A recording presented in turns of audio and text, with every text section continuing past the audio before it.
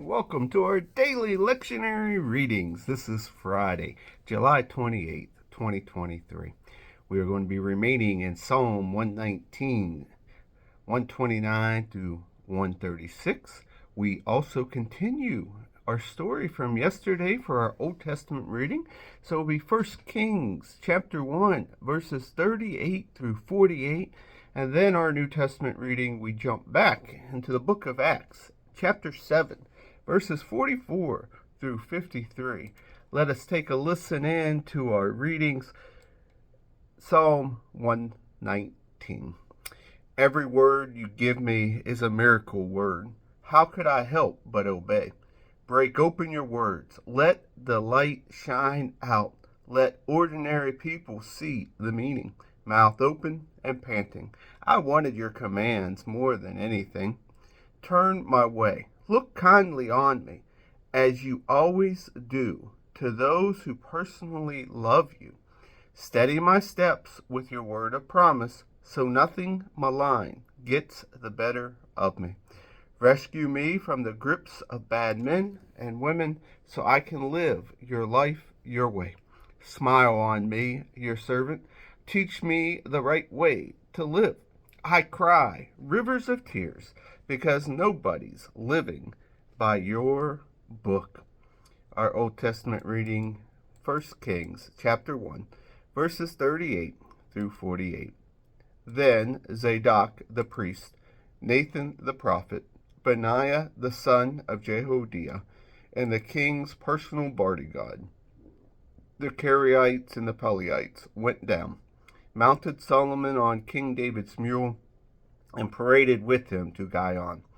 Zadok the priest brought a flask of oil from the sanctuary and anointed Solomon. They blew the ram's horn trumpet, and everyone shouted, "Long live King Solomon!" Everyone joined the fanfare, the band playing and the people singing, the very earth reverberating to the sound. Adoniah and his retinue of guests had just finished their coronation feast when they heard it. When Joab heard the blast of the ram's horn trumpet, he said, "What's going on here? What's all this uproar?" Suddenly, in the midst of questioning, Jonathan, son of Abiathar, the priest, showed up. Adoniah said, "Welcome. A brave and good man like you must have good news." But Jonathan answered, "Hardly.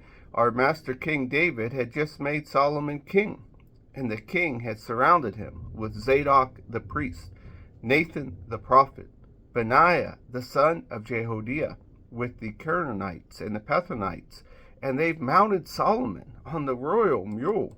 Zadok the priest and Nathan the prophet have anointed him king of Gihon, and the parade is heading up this way, singing a great fanfare.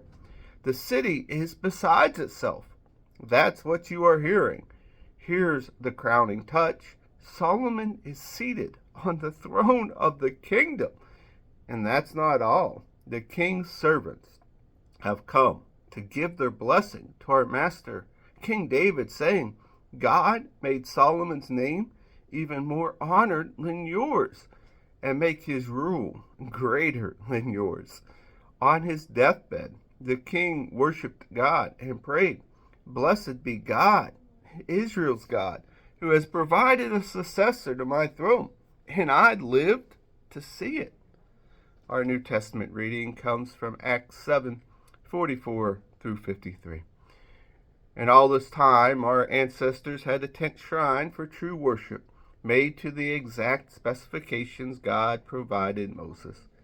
They had it with them as they followed Joshua when God cleared the land of pagans, and still had it right down to the time of David.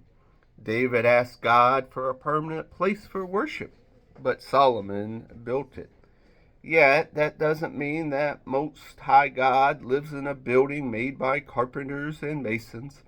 The prophet Isaiah put it well when he wrote, "Heaven is my throne room. I rest my feet on earth."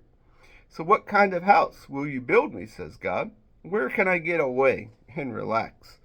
It's already built, and I built it. And you continue, so bullheaded.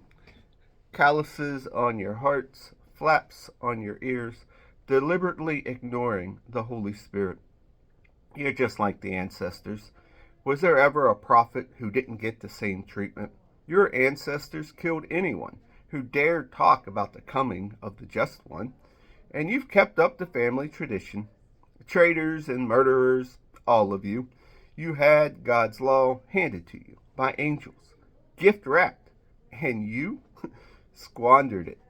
Here ends our readings for the day.